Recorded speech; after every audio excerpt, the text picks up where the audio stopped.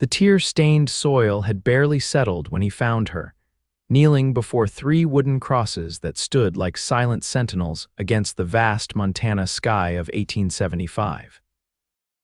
Olivia Whitman's shoulders shook with each sob as she placed a wildflower on each mound, her mourning dress billowing slightly in the autumn breeze that whispered through the aspen trees. Beau Ellison dismounted his dappled gray stallion, removing his worn leather hat as he approached. He'd been riding the northern trail when the sound of weeping carried across the valley. Something had pulled him toward it, a sense of duty perhaps, or maybe something deeper he couldn't yet name. "Madam," he said softly, keeping a respectful distance, "I don't mean to intrude on your grief." Olivia turned, revealing a face that, despite being marked by tears and exhaustion, possessed a quiet dignity that struck him immediately. Her chestnut hair had partially escaped its pins, and her green eyes reflected both sorrow and surprise at finding herself no longer alone. "My husband," she said, her voice barely audible. "My son, my father," she gestured to each grave in turn. "Fever took them all within a week of each other." Beau nodded solemnly. He had seen such tragedy before in the frontier lands. Disease could sweep through a homestead with merciless efficiency. "I'm Beau Ellison," he said. "I was heading to Helena when I heard. I just wanted to make sure you were all right." She straightened her back slightly. "I'm Olivia Whitman, and no, I'm not all right, Mr. Ellison. But I thank you for your concern." He noticed then the small wagon nearby, loaded with what appeared to be all her worldly possessions. "You're leaving? I have nowhere to stay," she said simply. "The banker in town has claimed our land for unpaid debts. I was just saying goodbye before heading east to my cousin in St. Louis." Beau looked around at the land. It was good country, rich soil in the valley, timber on the slopes, a clear stream running nearby. The half-built cabin stood abandoned 100 yards away, its unfinished walls a testament to dreams interrupted. "You have people waiting for you in St. Louis?" he asked. "A cousin I haven't seen in 15 years, she admitted. "I wrote to her, but I don't know if my letter arrived before I had to leave." The sun was beginning to set, painting the sky in vivid oranges and purples. The temperature would drop soon, and the road to the nearest town was long and potentially dangerous for a woman traveling alone. "Night's coming," Beau said. "You shouldn't be on the road after dark. I can help you make camp, and then tomorrow, if you still wish to leave, I'll escort you to the next town." Olivia hesitated, studying him carefully. Trust didn't come easily in these parts, especially for a woman newly alone in the world. "I was a friend of Sheriff Morgan in Helena," Beau added, sensing her caution. "You're welcome to ask about me when we get there. I just don't think you should be alone tonight, not here with these fresh memories." After a moment, she nodded. "Thank you, Mr. Ellison." They made camp near the stream, far enough from the graves to give Olivia some respite from her grief. Beau hunted a rabbit and prepared a simple stew while Olivia gathered water. They ate mostly in silence, the crackling of the fire filling the space where conversation might have been. "How long were you married?" Beau finally asked, passing her a cup of coffee. 7 years, she replied, staring into the flames. "James brought me out here from Pennsylvania. He had such dreams for this place. We all did. It's good land." "It was." Her voice caught. "Now it belongs to Mr. Harrington at the bank. He gave me 3 days to collect our things after the funeral." Beau's jaw tightened. He knew of Franklin Harrington, a man who had acquired more property through foreclosure than through fair dealings. "Did your husband owe much?"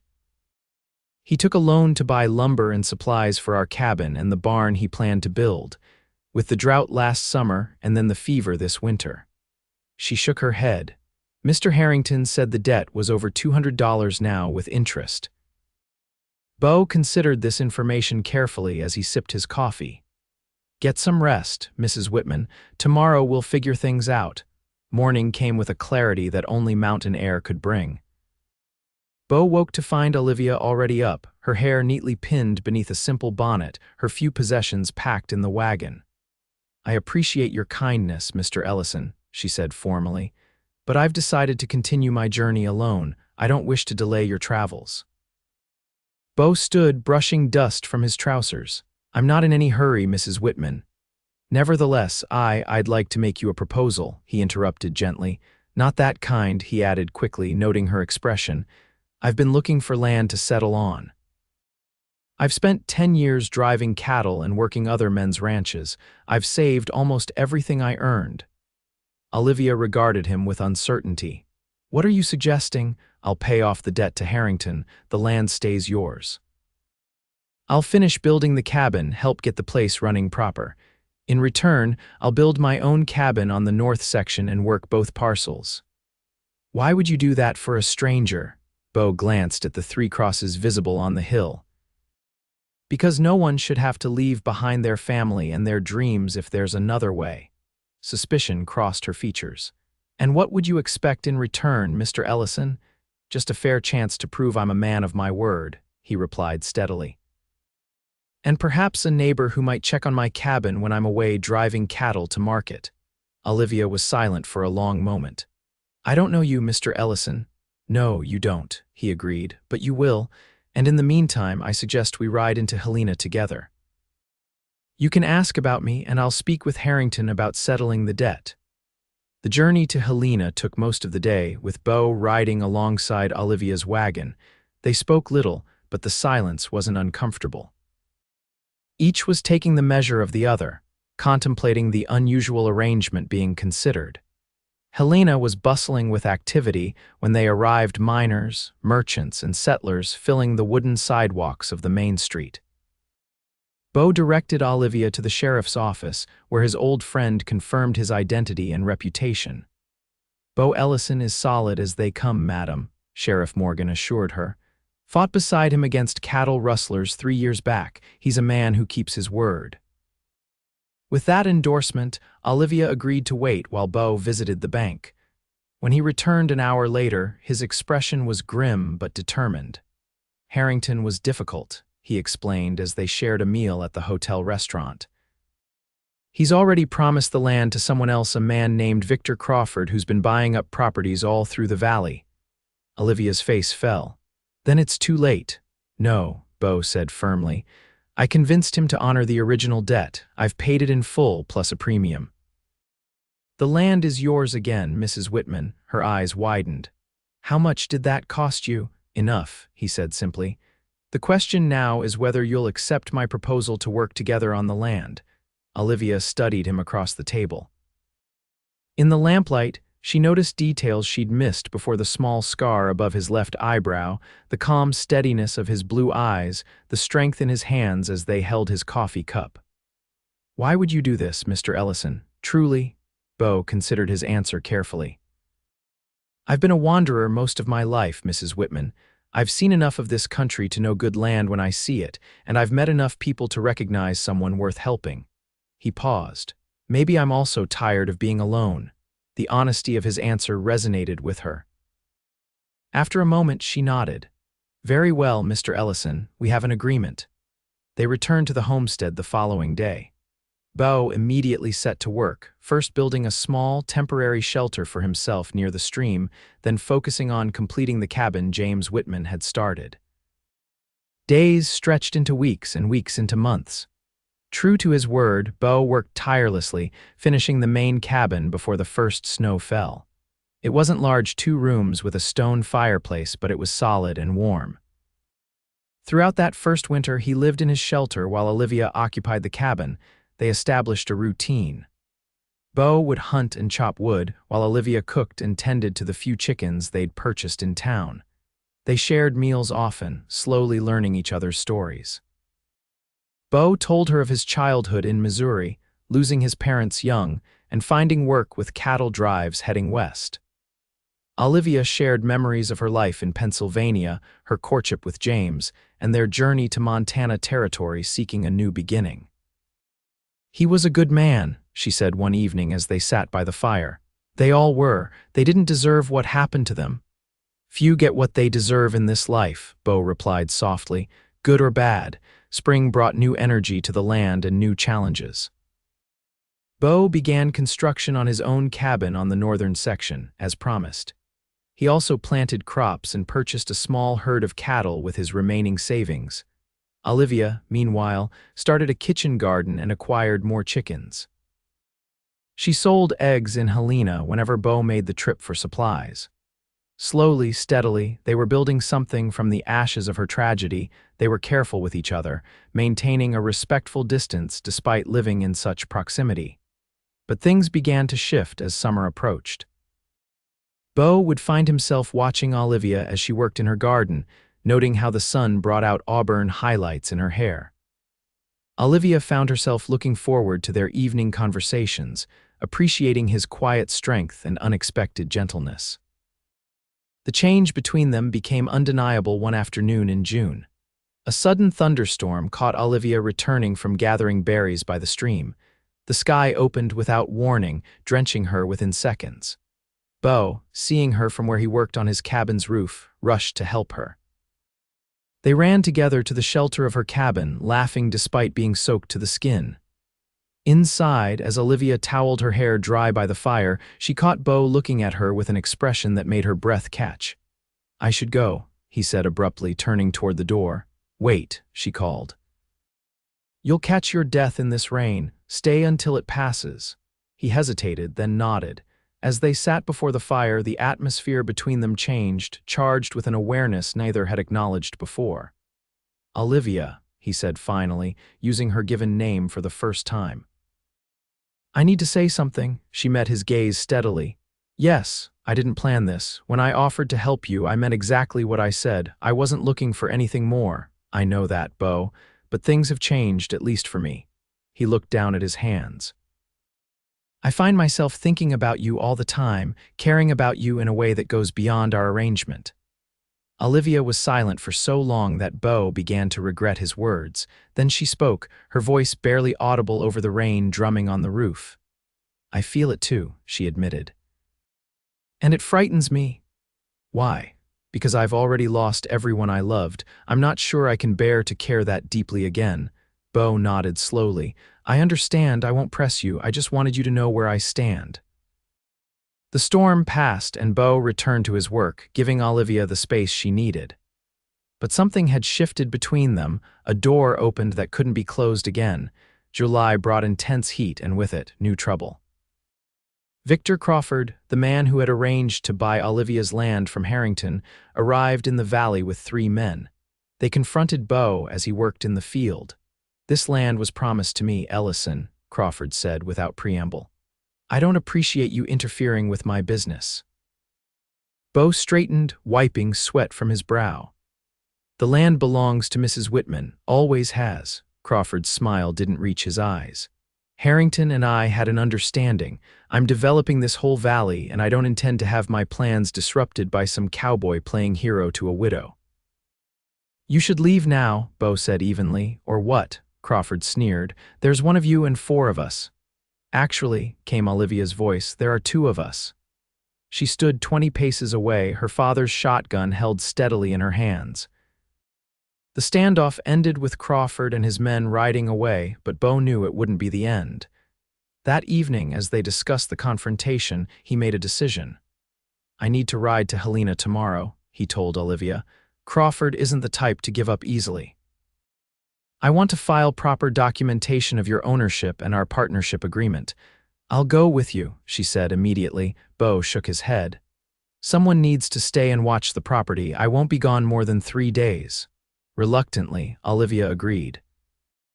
The morning of his departure, she walked him to where his horse was saddled and ready. "Be careful," she said. "Crawford struck me as a dangerous man." "I've dealt with his kind before," Beau assured her. Then, after a moment's hesitation, he reached out to touch her cheek gently. "I'll come back to you, Olivia, I promise." Her eyes glistened with tears she refused to shed. "I'll hold you to that, Beau Ellison." The journey to Helena was uneventful, but what Beau discovered there confirmed his suspicions.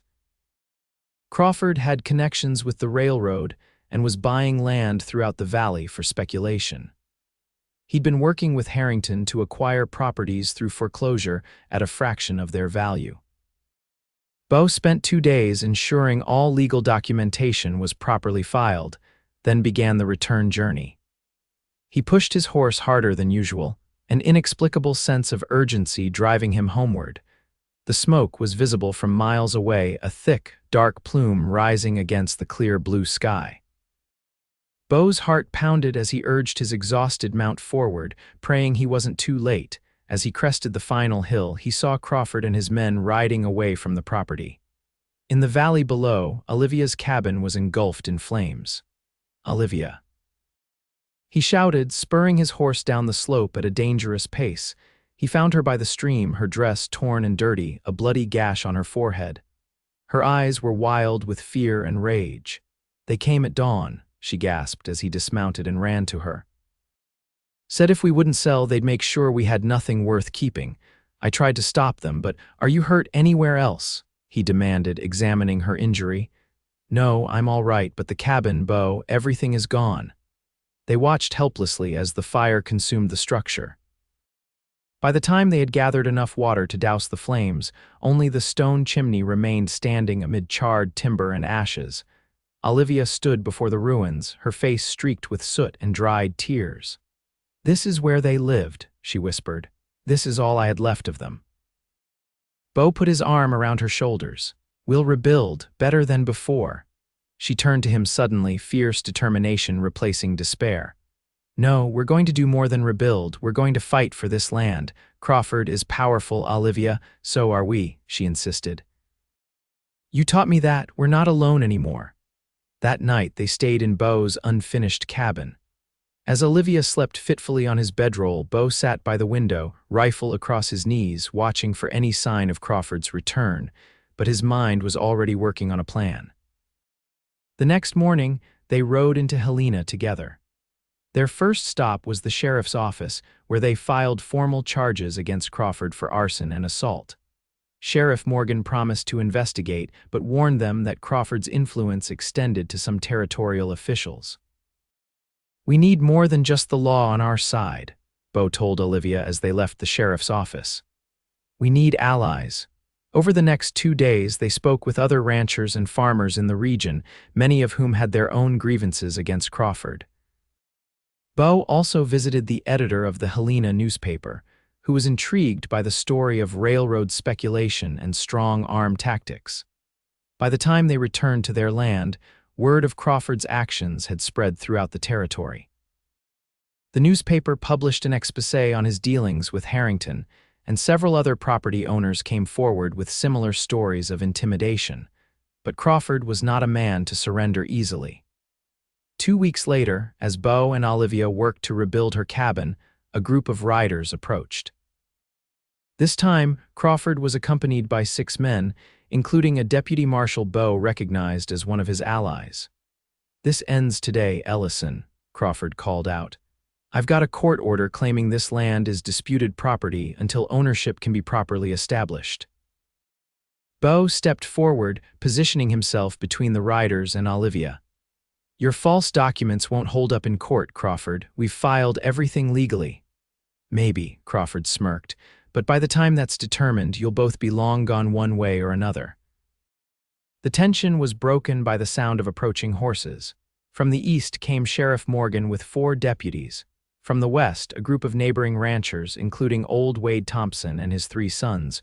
Crawford's confidence faltered as he found himself suddenly outnumbered. "What's this?" he demanded.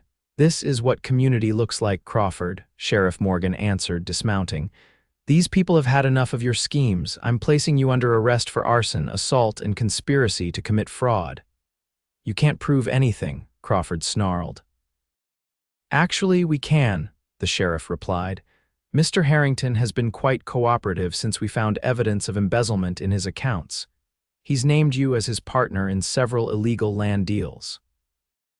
As the sheriff and his deputies took Crawford and his men into custody, the neighbors who had come to support Beau and Olivia stayed to help with the rebuilding.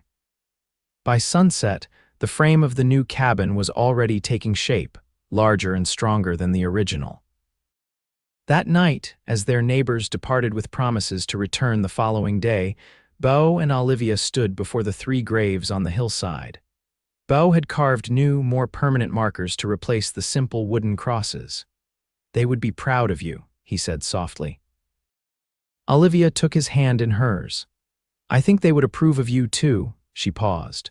James always said that life in this territory required finding someone you could trust with your life. I never expected to find that person again. Beau turned to face her, his eyes reflecting the fading light. Olivia, I know it hasn't been long, and I know your heart still carries grief, but I need you to know that I love you, not just as a partner in this land, but as the woman I want to spend my life with. Tears filled her eyes, but they weren't tears of sorrow. I love you too, Beau. It came so gradually that I didn't recognize it at first, but when I saw you riding back through the smoke that day, I knew. He drew her gently into his arms. We don't have to rush anything. We can take all the time you need. Time isn't guaranteed to anyone, she replied. My husband and son and father taught me that. I don't want to waste whatever time we have. Their first kiss was tender, a promise exchanged in the shadow of loss and the light of new beginnings.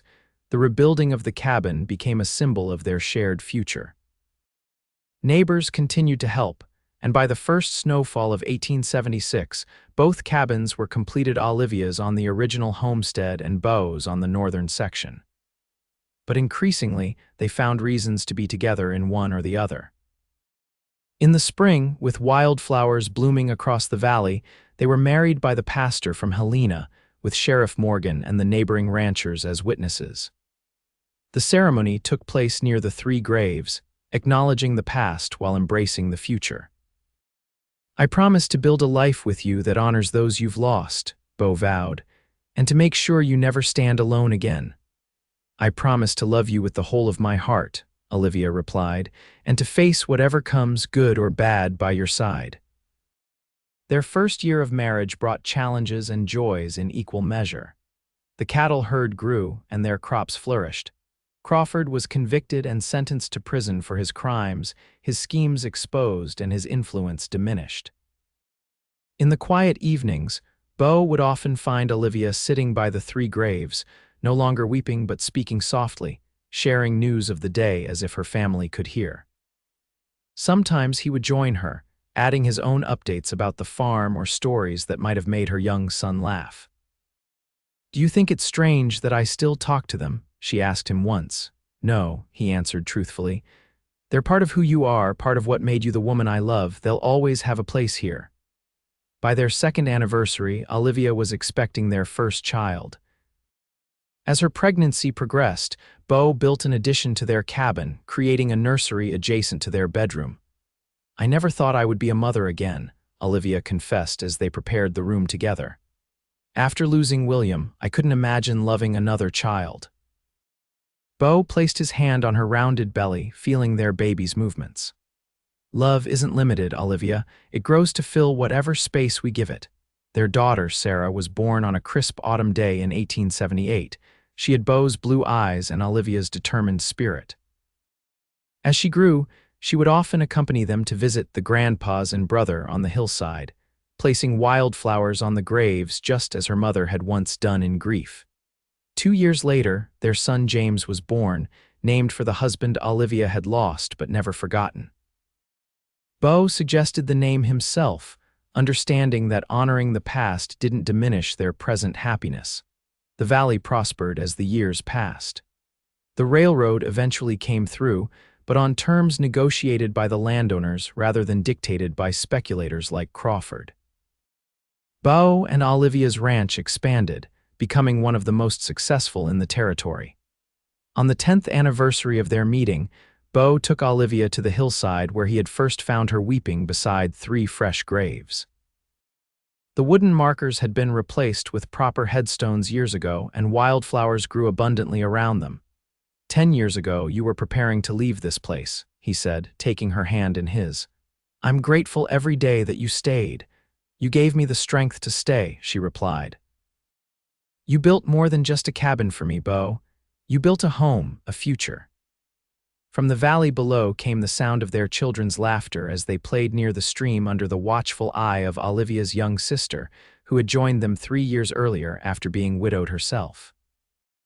They would be so proud of what we've created here, Beau said, glancing at the graves. They are part of it, Olivia agreed. Just as the grief I felt that day is part of who I am, but you showed me that grief doesn't have to be the end of the story.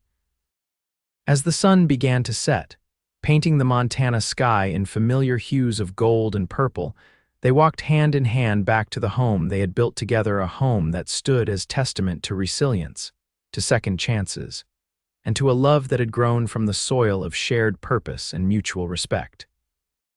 The three graves remained on the hillside, no longer symbols of desolation but quiet reminders of lives well lived and properly mourned. And in the valley below, lights glowed warmly in the windows of a cabin built by a cowboy who had once promised a weeping widow that she would never stand alone again, a promise kept through all the seasons of their lives together.